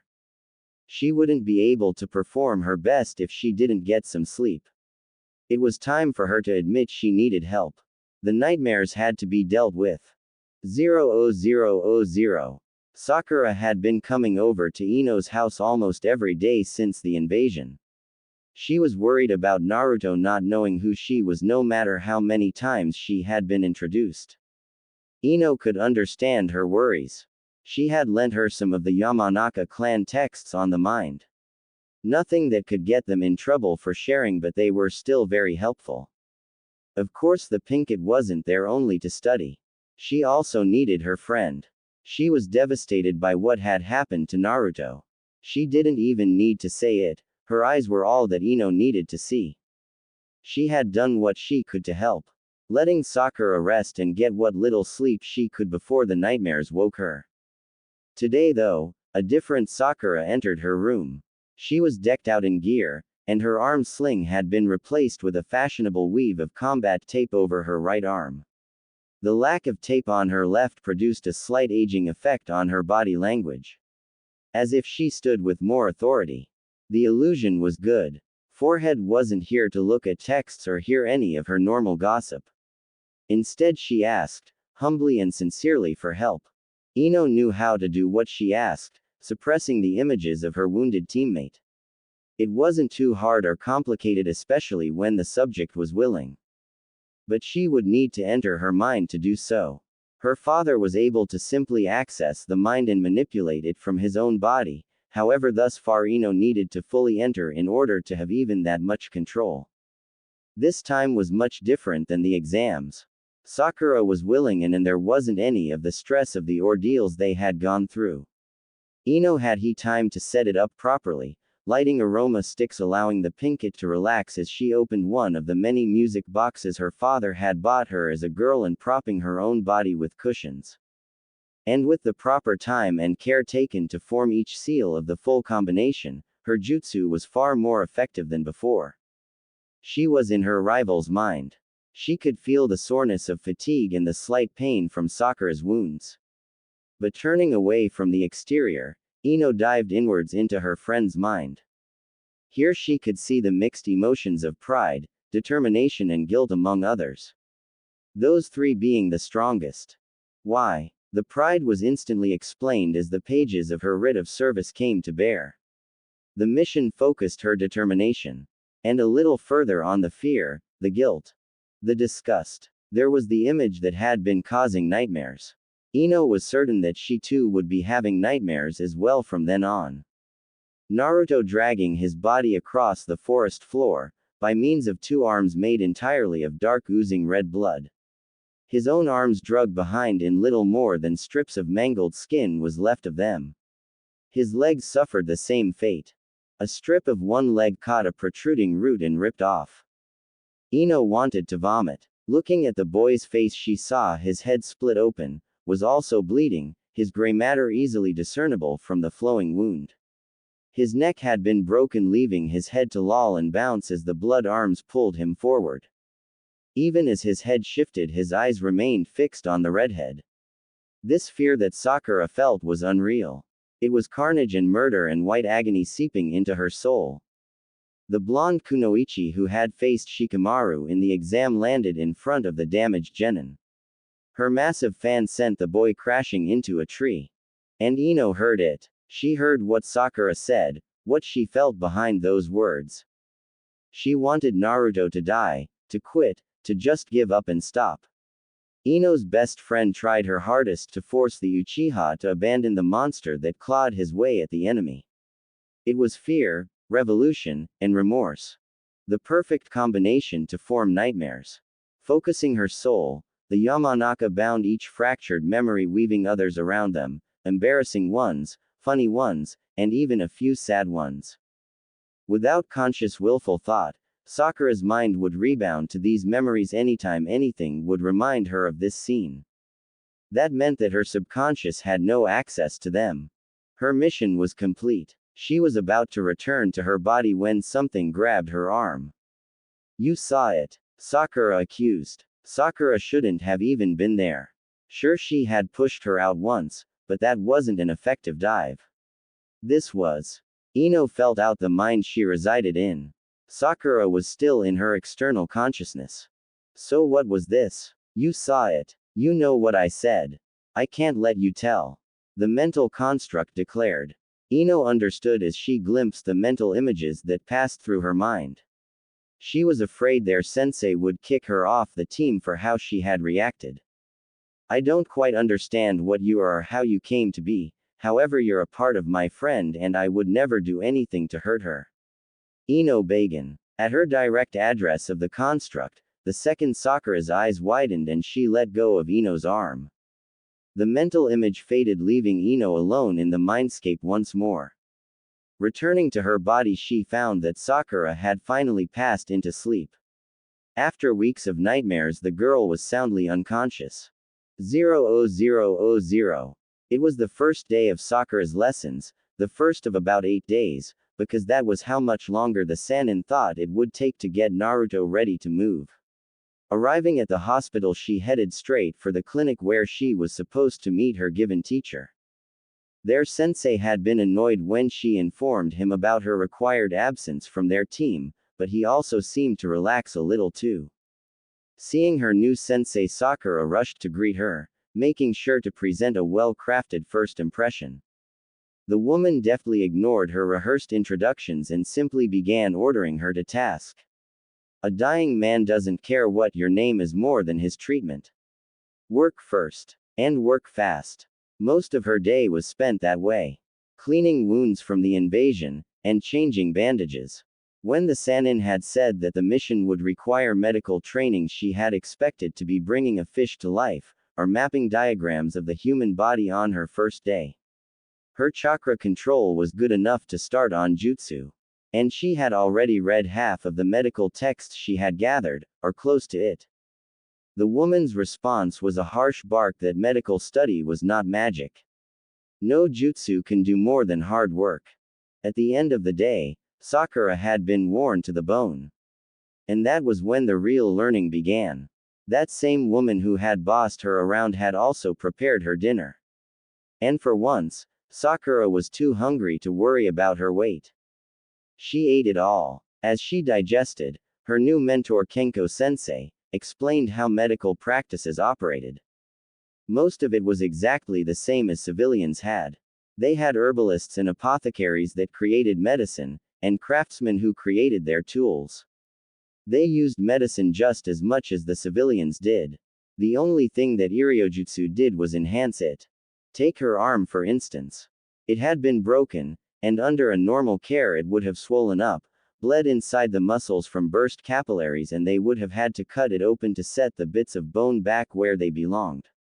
The Iryojutsu allowed them to seal the capillaries, detect any other bleeds, and move cells with their chakra as they needed to without surgery. Some advanced jutsu could even repair the cells themselves. However, the average ones only started the healing process. With their ability to use chakra to manipulate the reactions of the body, they could prevent things like swelling, infection, and going into shock, which was caused by your body sending a message, via nerves to your brain, that said, panic. Stop that, and you stop the body from going into shock. From that point they can pass the bone pieces through the torn meat without damaging it any further. The meat would be shifted to the side with chakra as they pulled the bit back to place and submerged the medical creams through the skin and into the flesh. While it could glue the pieces of bone back in place, it can't make the bone regrow or knit together. That has to happen on its own. These few tiny advancements made all the world of difference. Identification, access, cleaning, clotting, and preventing counterproductive bodily reactions. The vast majority of life-threatening injuries are only so bad because medics can't reach them in time, or without making more damage, or because the body reacts to the injury in a way that makes it worse. Medical ninjutsu or iryojutsu solve that. But just because they have access to the injury and can prevent bodily reactions from making it worse doesn't mean they can work miracles. Her arm may not have swollen or gotten infected, and every piece of bone may have been placed exactly where it needed to go, but it would still take time to heal. The bones needed to refuse and the meat needed to scar up and heal. The biggest advantage Iryojutsu gave them, however, was not treating the issue. It was identifying it. The simple diagnostic jutsu that every medic learned was basically allowing your chakra to flow into another person, and molding it so that the person's body doesn't reject it. Once the chakra was there, all you had to do was use it to feel out the issue. With more skill, the better it got. However, most beginners couldn't even mold their chakra well enough that it didn't get rejected, and once that was done, the depth of the scan could range from "I feel your skin" to "I see your broken bone" to "You have a virus in your ear and a fungus on your toes." It was said that the Sannin could even tell you if your child would be male or female only a day after you coupled. Most of the advanced medics required at least a week before they could tell that the coupling had been successful at all. All of that said, it was still far better for the body to heal on its own. Once you got past the initial issues of getting the healing process started, the rest was exactly the same as civilian work. 0000. The next several days passed with her working too hard and falling out of contact with everybody. Sakura hadn't been able to talk to Ino about her mental form as she had promised. And she hadn't even seen Sasuke since she had told their sensei that she was being enrolled in a medical training course. She spent more mornings working in the clinic, and afternoons were spent learning how to use the medical equipment, identifying symptoms, and learning all the different chemicals she had purchased and their attributes. The fact that she never had to be told twice about anything quickly got Kenko-sensei's approval. Her quick study of all of her medical texts over the evenings led to the woman becoming very impressed with her book knowledge, which led to the harsh Irionen forcing her to practice the practical side of things. She had to do 2 full autopsies and care for over 100 different medical issues over the course of the week. By the time the training course was over, she had thoroughly impressed her sensei. There were only 2 days left before the Sannin had said they would be leaving, and Sakura hadn't learned a single medical jutsu. According to Kenko-sensei, most Irionen had to train for years to get any real skill. And many never learned the first jutsu until their first year was over. However, Sakura had proven herself, and so, the first and most important thing she was going to be taught was the diagnostic chakra scan. The second thing was normally reviving fish life to hone the chakra manipulations that were needed. But that could wait until she returned. 0000. The Sasuke-kun never came. Sakura had shown up for their meeting after 9 days of missing it, and didn't say a word to him. She was only here to check in with their sensei before she left later today. She was leaving the village with Naruto and the Toad Sannin in order to bring him to a medic who could fix his memories. Sasuke had to admit he approved of the change. She was quiet and serious.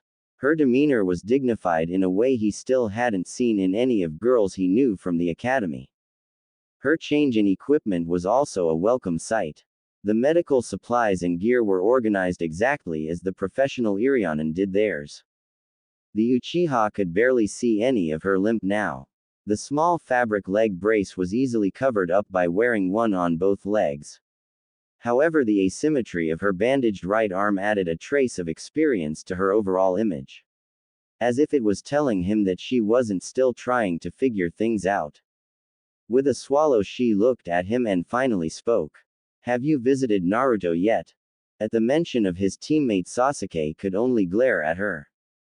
With a sigh, the kunoichi looked away. "You should come see him off. He's probably going to be nervous about leaving the village. I'll be there." She wasn't even guilty about what she had tried to do. But at least she was willing to help make things better. Or at least as much help as she could offer. "How far have you gotten?" he asked. "With your medical training?" "Well, after performing 2 autopsies, I'm no longer terrified of Naruto." That caught him off guard. Her casual, almost easy reply. As if what she had done was no more than a joke. And then he understood her words. Terrified of Naruto. Of what? His horrible fashion sense. His jolly attitude. His retarded levels of stubbornness. His reckless drive to do stupid shit. the sight of his bloody flesh being pulled by demonic limbs made of even more blood. Oh, Sasuke couldn't help but say it out loud. Might as well ask his question again. What have you learned then? Looking back towards him, his annoying teammate came to the surface once more. I'm a prodigy, Sasuke-kun, just like you. I'm months ahead of the beginner level and it's only been the 1 week. 0000. Sakura was leaving today. Ino hadn't been able to get her out of her mind. Which was irony since it was her own entry into the other girl's mind that caused her mental blockage.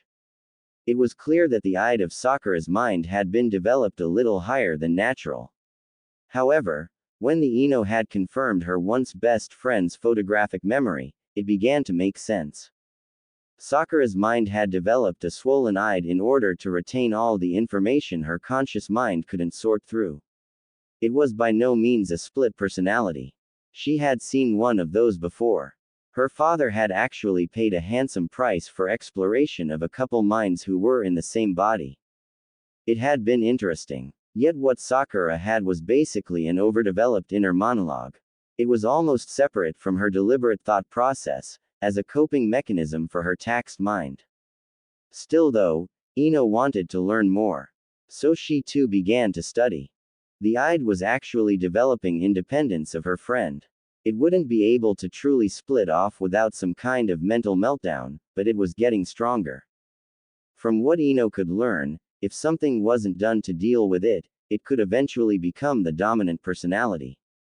Which would basically be as if Sakura lost the ability to filter her thoughts on her own.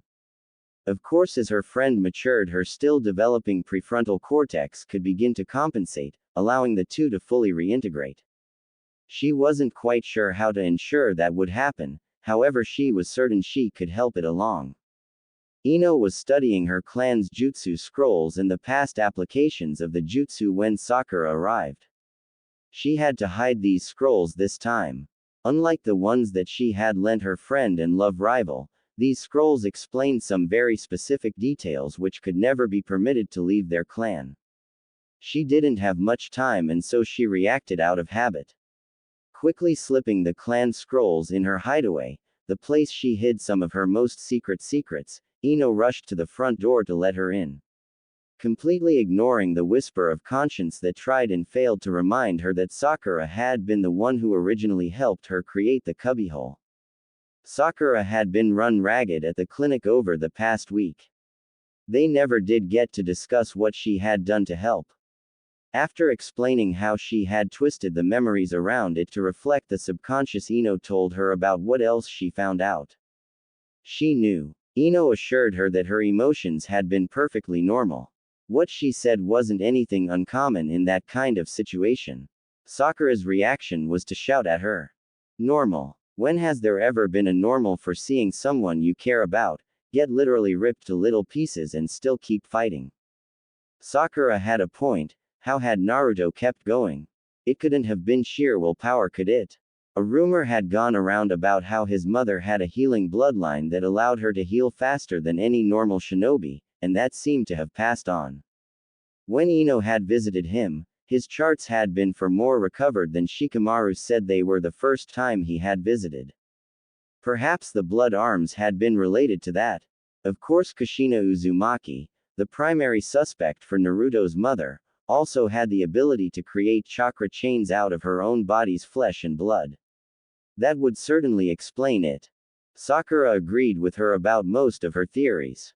And to finish it off, Ino ran to grab some of the records she had asked for from her dad's office. Coming back into her room, she showed Sakura the medical files of the kunoichi when she was in the academy, and a well-hidden document about her pregnancy later on that Ino had managed to find. The timelines matched up. At her stage of pregnancy, she would have given birth within the week of the day Naruto was born. Ino never got to mention her confrontation with the other Sakura. They had only just began scheming to find out more on Naruto's mother when there was a knock on her window. Ino recognized the man who had recruited Sakura, the Sannin, and opened the window to let him enter. Hey girls, I always hate to interrupt before the pillow fights, but we need to get on the road. The Sannin informed them, leaning on the sill without bothering to actually come inside. Ino wasn't sure how to react to that, so she just slammed her window on his fingers and turned to say goodbye to her best friend. 0000. Today was the day Naruto got out of the bland white walls of the hospital. The day he got to actually see the village he had been told so much about. He might not get to see much of it, but even the amount of it he saw on his way to the village gate should be an experience. It wasn't time to leave yet, however he had a few visitors who wouldn't be able to see him off from the gates. His team, both of them had come. His sensei and his partner were leaving the village early that morning and wouldn't be able to see him off when he, a nurse, and the Sannin left that afternoon. Sasuke was as mushy as ever, hugging him tightly before they left. His sensei didn't show anywhere near that amount of emotion. He simply ruffled his hair and pulled out that book. It would be a few more hours before everything was ready to go. But Naruto had many other visitors on their way. After his team left, Hinata, the girl he may have been in love with, or at least liked, came in with her team. He hadn't met either of her teammates yet, but Hinata had been over twice since the first time. She had eaten lunch with him the second time. And Naruto was surprised to hear that she had cooked it herself. It was probably the best food he had had since he lost his memories. The next time Hinata had come over, she had played shogi with him. It took an hour to finish, but Shikamaru took longer. Introducing Kiba and Shino to him, the Hyuga sat on his bed and began feeding him a sweet bun while Kiba excitedly told of several of their joint prank efforts. They stayed there like that until Team 10 arrived. Unlike Team 8, Naruto had met all of Team 10. First and foremost was Shika-kun, who had visited every day to play a game of shogi in the early mornings. His easygoing friend had spent hours telling him about the village and what they all did. He told him history and chakra theory as well as the current events of the recovering village. Ino Yamanaka spent a few hours telling him things too, but most of it was more about who did or does what. It was from her that he learned he'd had a crush in the academy, though she had mentioned it a couple times. He couldn't remember if she ever told him who it was. The short-term-minded boy had no other option but to think it out. And realized that it must have been the Hyuga. It made sense cause she was from a big clan and he didn't have the guts to tell her any more than she did. Ino had also informed him that he kept a house plant. She had graciously adopted it for him while he was away. So he owed her big time when he got out. Finally there was Choji, by far his least vocal visitor over the last week. The larger boy had been introduced by Shikamaru only a couple days ago. Shika had discreetly warned him against a few forbidden words, like fat, and work and barbecue. The larger boy had been his friend from the get-go. He would be anybody's friend. However, today was the first time he had met them all together. The dynamic was vastly different than he had imagined. He had thought Shika would be the leader cause of how smart he was, and he kinda thought Ino had a thing for Choji. The reality was nothing like that. Ino constantly abused Choji and Shikamaru tried everything he could to hide from her. The hour or so of shogi that morning was more chaotic than any of the memories he'd formed so far. Once the game was over, Naruto was helped into a wheelchair and roll out of his room to where Iruka-sensei waited. His sensei had visited only once before but had promised to take him out to their favorite food stand in the village. The man had been his sensei for years before he met Kaka-sensei. And had also been Naruto's first true friend according to Konohamaru. He pushed Naruto's chair down the street, stopping every so often to show him part of the village or tell him something the crippled boy had done in it. When they finally reached their destination, it was the ramen shop that Uncle Asuma had brought lunch from when Konohamaru visited again. Tsuki and Ayame both greeted him with affection, a free bowl of ramen from the man and a tight hug followed by a kiss to Naruto's cheek from his daughter. He enjoyed his meal thoroughly. The ramen was good, but the company was the best. 0000. They had been on the road for almost 2 hours and Naruto hadn't said a single word. Glancing back at the Chunin and his genin propulsion system, the toad sage half expected him to be asleep. Instead, the boy was wide-eyed looking at the forest around them. Stopping his gaze, the boy realized his wheelchair was moving on its own. Looking behind him, he gave a start when he realized that he had been getting pushed all this time. The Sannin resisted the urge to slam his face into his palm. So rather than doing that, he put an extra bounce to his step and began humming. His great idea, his wonderful, definitely gonna help, method of recovering Naruto's lost memories via raging teenage hormones, had gone bust. He had been told about the recurring memory issue.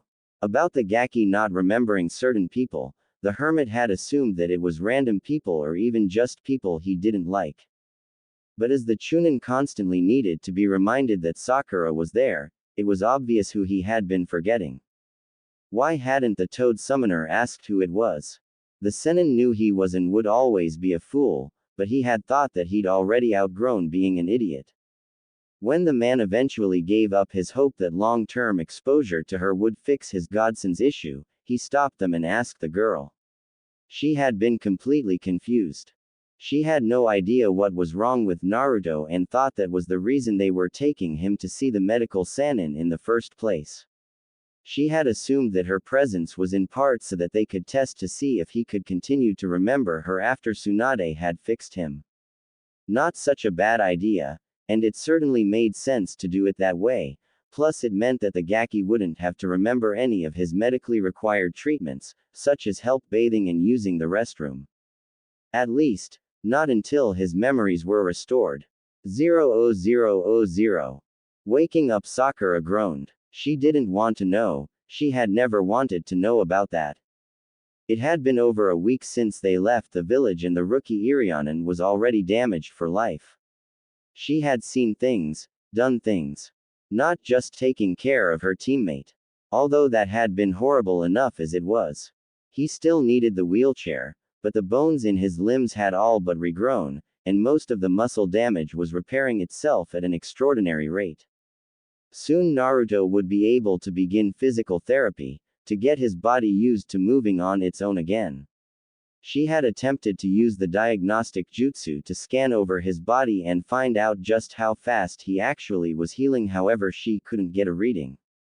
It was as if his chakra was attacking hers as she submerged it, and consuming it faster than she could even pull it back out. Over the time they had spent traveling, Sakura hadn't been able to think about much. She hadn't gotten to study her medical texts or any of the information she had gotten from Ino. She hadn't even considered getting that out. However, Naruto wasn't awake yet, so the genin reflected on Ino's theory. Kushina Uzumaki. Able to heal at approximately 180% the speed of any normal shinobi. Sei had been in the academy at the time, and it was likely that as her bloodline developed, the rate had increased. There was still the variable of damage levels. She hadn't suffered any major damage to be recorded by that point in time, so it was still entirely possible that her healing rate would have gone up dependent on the severity of the damage. She had the ability to grow solid chains out of her from almost nothing, and retract them back into her body as if they were never there. It had been public knowledge that the Hokage had decreed Naruto's heritage be released to him. Which meant that it had been sealed by the village. The elderly leader had known who they were, and had kept it a secret. Why? Sakura knew she would find out who they were and why it was covered up, but she still tried to figure it out in her head. Inner Sakura didn't care so much about that, as she did about her feeling of violation at what all the girl had been required to do. So far she had to change his bandages more than a few times, and helping him from his chair to the toilet was embarrassing. But when the Sannin said it was bath time, Sakura had no choice but to argue. With a Sannin, yeah, not as hard as she thought it would be before she realized that all the stops they had been making were so he could visit brothels and peep on hot springs in each village. The fact that he did so revolted her. And she had been forced to hunt him down and drag him out of each town they stopped at. The sheer disgust swelling up in her easily drowned any respect she'd had for him. And then she found out that he was the scum that wrote her sensei's orange books. Yes, she had been required to bath many of her patients when she worked for Kenko sensei, but most of them were old, and none of them were her teammate. And when she was doing it in the hospital, she didn't have to hear the perverse old goat giggling as he took notes for his next smut-filled publication. Their argument over bathing him eventually got them kicked out of the inn they were staying at. And in the end, they made a fast track for the medical Sannin, and she was resigned to bathing the baka. Dear Kami, was she glad Naruto forgot everything about her. Inner Sakura was also beginning to hint at her that the Hyuga girl had been more perverse than anyone realized. Her extra developed eye continued to remind her that her teammate was handsomely endowed. More so than any child their age should be, than even a few of the adults she had seen. And the Pinkett had to admit, it certainly did explain why the girl who could see through clothes always blushed when he came near, a dirty little secret that Sakura was going to take to the grave. Hearing Naruto begin to squirm in his bed, the beginner medic shuffled out of her own to help him to the restroom. The Sannin had told them this was the village that Tsunade would be in. If they didn't find the woman today, Sakura was going to stab the bastard pervert. 00000. Sitting down across from the buxom goddess of his fantasies, the Sennin had no intentions of being serious, but the kunai wound on his arm reminded him of what happened the previous night when he'd come back to their hotel drunk, and worse in the girl's opinion, alone. He hadn't been planning on finding her this soon. Sure, he probably could have gotten to her in only 1 or 2 days if he was urgently trying. But if he was, he wouldn't have been bringing a genin with him. Certainly not one that practically forbade him from so much as looking at a woman until they found their target. Letting his immature habits drop, the war hero and veteran put on his game face. Tsunade, I'm not here to goof off or get in your way. I have a valid and serious favor I need to ask from you. His teammate hadn't bolted yet, that was a good sign. The Senju squinted her eyes at him and then downed her sake dish. It seemed he had thought too soon. A loop of wire extended from his fingers to her wrist as she tried to jump from the table. She could have snapped it, however that fact that he would go this far means something to her. So staring at her wrist the kunoichi sat. What could be so important that you would cut straight through all the flirting? The suspicion in her voice carried an undertone of threatening intent if she didn't like his answer. She had probably guessed why he was supposed to be here. So to keep her from simply rejecting anything he needed from her, he started with the least offensive. I need medical help, and you're the best option. Her eyes shot open at that. He knew she wouldn't have expected it.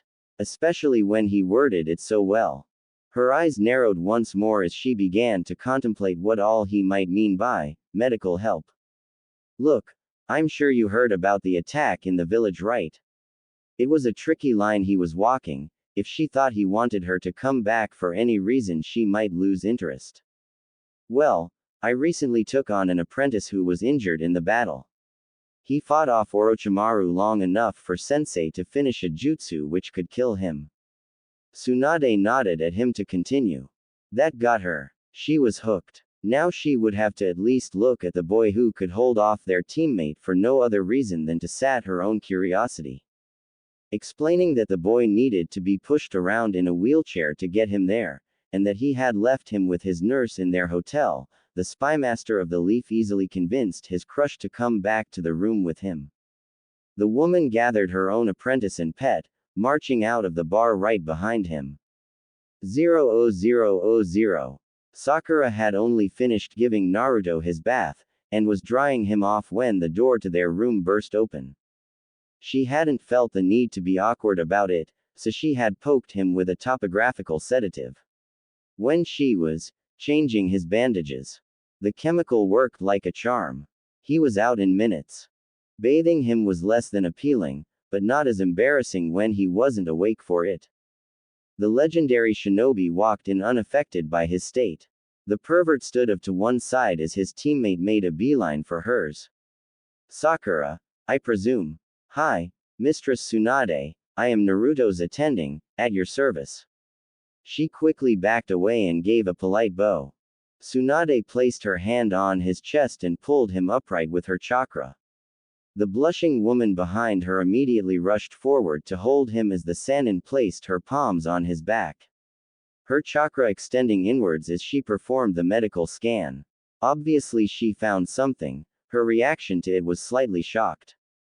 Does anybody want to tell me how such weird injuries could happen? And how the hell they were healed?